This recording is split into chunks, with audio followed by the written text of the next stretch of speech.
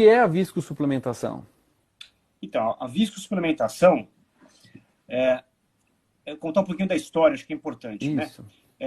Ela é feita com ácido hialurônico. É uma infiltração do joelho, né, que a gente infiltra o ácido hialurônico para aumentar a viscosidade do líquido da articulação. Então, Certo. toda articulação sinovial tem líquido sinovial, que é um líquido meio amarelado, meio gosmento, que ele funciona para lubrificar a articulação, para facilitar o movimento e para absorver choque também, absorver impacto, né? Então, o que foi observado nos últimos anos? Isso já é coisa antiga, né? Que quem tem artrose, quem começa a ter uma degeneração da articulação, começa a ter uma concentração de ácido hialurônico menor, né, na articulação. E aí vem aquela história, né? Que vem antes, o ovo ou a galinha, né? O joelho tem artrose porque o ácido diminui, ou o ácido diminui porque o joelho já está com artrose. Mas, independentemente disso, a ideia que tiveram era de suplementar o joelho, jogar ácido hialurônico lá dentro, para ver se isso protegia a articulação, melhorava a dor, e até para tentar segurar a progressão da artrose. Então, essa é a ideia inicial da viscosuplementação, que já é feita há anos, né? Então, o que é viscosuplementação? É a suplementação de ácido hialurônico numa articulação que provavelmente está começando a ter artrose, ter sintomas dolorosos por conta de um começo de desgaste. Tá. Mas, Luiz, vamos lá. Pode ser aplicado em qualquer quadro de artrose, qualquer estágio, ou há benefício no estágio mais inicial? Como que é a escolha da viscosuplementação? O ideal, os melhores resultados são nos estágios iniciais da artrose, né? Quando um joelho já está muito desgastado, já está osso com osso, o resultado é muito ruim, é muito pobre. Também pode ser feito. Tem paciente que faz e acha que melhora, e relata que melhora. Então, não tem o grau da artrose não contraindica, mas os melhores resultados são, sem dúvida, nos casos iniciais de artrose. Tá. E os efeitos esperados dessa viscosuplementação é a melhora da qualidade da cartilagem, ou melhora do líquido sinovial, ou melhora de todo o complexo articular? Se a gente for escutar o que os produtores da viscosuplementação falam, a gente vai ler que melhora os sintomas, porque melhora a lubrificação da articulação, melhora a absorção de impacto, tem alguma teoria aí que diz que melhora a cartilagem, então protegeria a cartilagem no médio e longo prazo, mas o que a literatura mostra mesmo é melhora dos sintomas. Então, o objetivo principal da visco é você pegar o paciente que está com queixa dolorosa, né, injetar, melhorar os sintomas para ele conseguir fazer um trabalho muscular, fazer a fisio bem feitinha, melhorar a propriocepção e conseguir sair desse ciclo de dor, desse ciclo inflamatório. Então, pelo menos na minha cabeça, o que eu acredito de toda essa história é que a visco é para melhorar sintoma, tá? Não é que ela vai ficar protegendo a articulação se fizer cada 6 meses e aí a pessoa vai desenvolver menos artrose, né? Então, isso teria que comparar 2 grupos em longo prazo para concluir isso, e essa conclusão clara na literatura a gente não encontra. O que a gente encontra é que melhora sintoma. Então, é muito mais uma ação comercial das empresas do que realmente os efeitos comprovados na literatura. Não, a comprovação que melhora a dor, isso tem. Tem bastante estudo que mostra. Apesar que tem também estudo que fala que tem estudo comparando o ácido hialurônico com placebo, dando um resultado semelhante. Isso existe. Mas, assim, a maioria dos estudos falam a favor em relação a melhorar sintomas, tá? E tem bastante estudo, tem meta-análise. Então, é meio que um consenso que o ácido hialurônico ele melhora sintomas, tá? E não é para todos os pacientes, tem paciente que faz e não adianta nada. Eu gosto de deixar isso claro quando eu vou fazer um visco, porque o paciente, muitas vezes, ele chega com aquela ideia que aquilo é mil maravilhas, é uma coisa moderna, vai resolver o problema dele, e não é bem isso. É para tirar dor, para tentar tirar dor. Certo. Nós vemos no mercado que existem diferentes produtos, né? Uns dizem que são mais concentrados, outros menos, ou como que se diz, baixo ou alto peso molecular. Tem alguns casos que precisam de várias repetições. Na sua opinião, como que funciona isso, a diferença do material, do produto? É assim, primeira coisa é a diferença na origem, né? Então, tem alguns que são feitos a partir de crista do galo, são aviários. Né? E aí, esse aí, o mais antigo, o mais usado, talvez seja até um de crista do galo, que inclusive é o que eu uso, e esses têm uma questão de ter mais reação alérgica.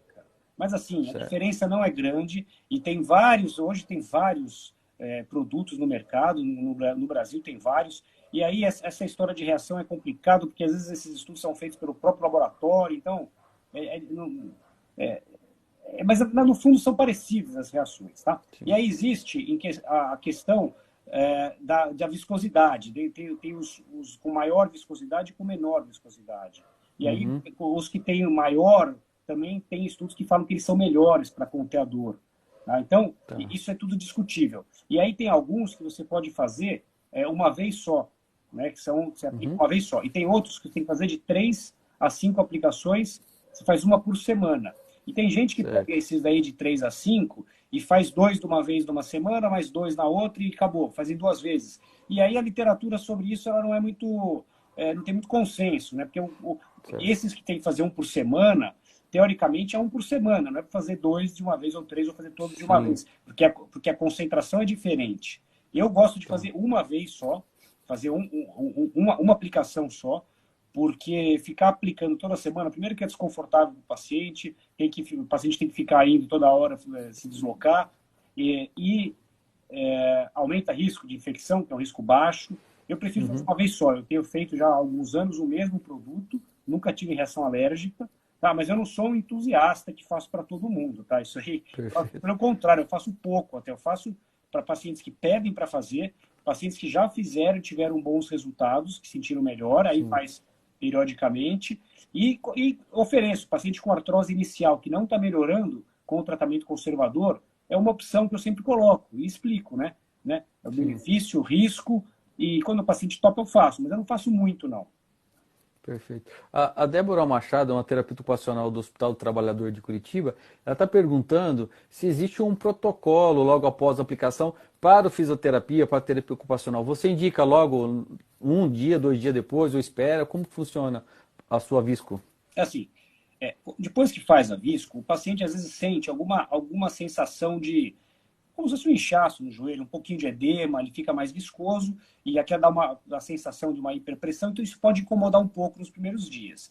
Mas ele não está contraindicado a fazer fisioterapia. Exercício de Sim. impacto não é interessante, porque como ele vai ficar com esse joelho, acabou de receber o produto, sente uma diferença, existe a chance de uma reação alérgica. Então, o ideal Uhum. nos primeiros dias após é não forçar muito esse joelho, fazer gelo e observar como é que ele evolui nos primeiros dias. E pode fazer fisioterapia, mas exercícios de impacto, por exemplo, corrida, isso é bom evitar. Eu gosto de orientar a fazer gelo, tá? Isso nos primeiros dias, trabalho normal, né? Uhum. Que seja um trabalho com muito esforço, mas é vida normal, evitando de forçar muito o joelho, fazendo a físio sem impacto e fazendo gelo. Eu gosto de fazer gelo nos primeiros dias após. Então quer dizer que o paciente que está realizando a viscosuplementação não está, vamos dizer, não vai deixar de fazer fisioterapia. Pelo contrário, ele vai usar a aplicação da visco para melhora de sintomas e favorecer o trabalho do fisioterapeuta na melhora da musculatura, melhora da função articular. Você tocou num ponto importante. O tratamento de artrose, o que funciona mesmo para artrose, é boa musculatura, boa propriocepção e, e perda de peso, né? Peso adequado. Certo. Isso, de longe, é o que mais funciona hoje em dia. Apesar de tudo que tem sido estudado, tem outras infiltrações também sendo estudadas, de longe, perder peso e um bom trabalho muscular é o que funciona. Então, a Certo. viscosuplementação, a ideia é melhorar sintoma para o paciente conseguir entrar no eixo na físio. E é claro que assim, não precisa Perfeito. fazer a visco e no dia seguinte já sair fazendo bicicleta ergométrica. Não, quando eu faço, eu falo, não, dá 2 dias, 3 dias com o joelho mais quieto, fazendo um gelinho, e depois vai para físio e aí é de fisioterapia normal. Mas a ideia é essa, é tirar a dor para conseguir ganhar força, perder peso, que é o que protege da evolução da artrose. É isso que a gente tem de comprovação. Legal. Luiz, eu ultimamente, né, eu trabalho no esporte há mais de 10 anos e trabalhei muito tempo com o vôlei, com atletismo e ginástica, principalmente esse esporte de impacto, e observei uma tendência do pessoal estar fazendo a viscosuplementação rotineiramente. Qual a sua opinião a respeito dos esportes de impacto? Auxilia ou não? É algo legal de se fazer, pensar? Olha, para pacientes que fazem a visco e se sentem melhor, pode fazer. Antes Sim. de entrar nisso, acho que a gente tem que falar de risco, né? Qual que é o risco de fazer Sim, isso? Porque exato. se a gente considerar que não tem risco nenhum, não faz mal nenhum, pode fazer para todo mundo, né? Certo. Cresceu, começa a fazer. Mas não é bem assim. Por quê? Uma questão é reação alérgica, que não é comum, mas Uhum. quando acontece é muito desagradável, porque você fica naquela dúvida se isso é uma infecção ou se é só reação alérgica. Se for infecção, tem que fazer uma limpeza da articulação. E mesmo fazendo exame de cultura, fazendo exame de sangue, às vezes confunde. Então, a reação alérgica ela é muito chata por conta disso, porque você fica na dúvida se é uma infecção. Mas não é frequente, isso é pouco frequente. A infecção é menos frequente ainda. Né? Se tomar todos os Uhum. cuidados para você fazer uma infiltração articular, o risco é muito baixo. Mas existe, você está manipulando, está jogando um produto dentro do joelho da pessoa, né? Apesar de ser tudo estéreo, você está correndo esse risco. E se tiver uma Sim. infecção, a infecção dentro da articulação é algo que pode destruir a articulação. Então, não é um procedimento completamente isento de complicações. E aí a gente vai para essa questão, né? Vai fazer de rotina em atleta de alto impacto. Não existe estudo comprovando que vai prolongar a vida do atleta e que esse joelho Sim. ele vai viver mais tempo sem artrose. Isso aí não existe. A pessoa pode até supor isso se ela considera que a visco realmente ajuda a articulação, melhora a cartilagem e tal. E eu não acredito nisso, né? Que a pessoa fazendo isso de rotina vai ter um joelho que vai durar mais, né? Ou que vai ter uma performance melhor. Agora, o atleta que quer fazer, às vezes, porque atleta de alto rendimento, ele vai ter dor sempre, né? Então, vôlei, futebol, ele vai ter Sim. dor, ele vai ter dor. Se ele faz num momento de um pouco de dor e se sente melhor e resolve repetir isso rotineiramente, também não tem problema, não está contraindicado. Agora, estudos a longo prazo, comparando fazer isso e não fazer em atletas de alto rendimento, não existe isso. Pelo menos eu nunca li. Não deve ter, porque é Sim. complexo de fazer, até porque é um Uhum. segmento muito longo. Tá? Se isso aí sair um dia, a gente vai ter uma resposta melhor. Tá. Voltando um pouquinho na artrose, Luiz, deixa eu explorar você, principalmente na artrose do joelho. É, nós temos diferenças aí, né? Lógico, como você diz, a sobrecarga normal na cartilagem pode levar uma artrose. Mas também eu posso ter uma sobrecarga em uma cartilagem anormal. É duro conseguir um equilíbrio no controle de exercício para uma artrose? É duro, né? É difícil. Isso aí é o tal do conceito do Scott Dye de envelope de função, né?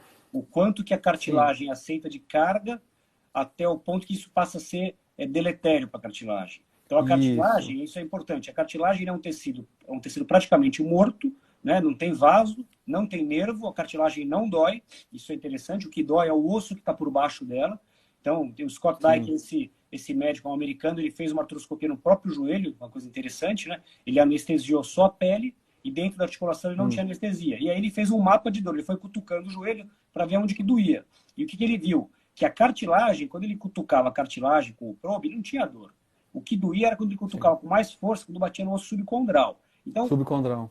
o que dói, o que irrita o joelho é o osso subcondral, a sinóvia, não é a Sim. cartilagem. Então, a cartilagem, para ser nutrida, ela precisa de movimento e precisa de impacto. Ela tem microporos e por lá entra o líquido sinovial que vai nutrir, porque ela não tem vaso sanguíneo. Então, a Perfeito. pessoa que fica deitada um ano em coma, se ela não tiver movimento das articulações, ela vai perder as articulações, vai endurecer tudo, vai acabar com a cartilagem. Sim. E isso não demora muito para acontecer. Então, a gente precisa de movimento e precisa de impacto. Aí é aquilo que você falou, o quanto de impacto que vai passar a ser lesivo para a cartilagem. Aí cada um vai ter o seu envelope de função, isso varia.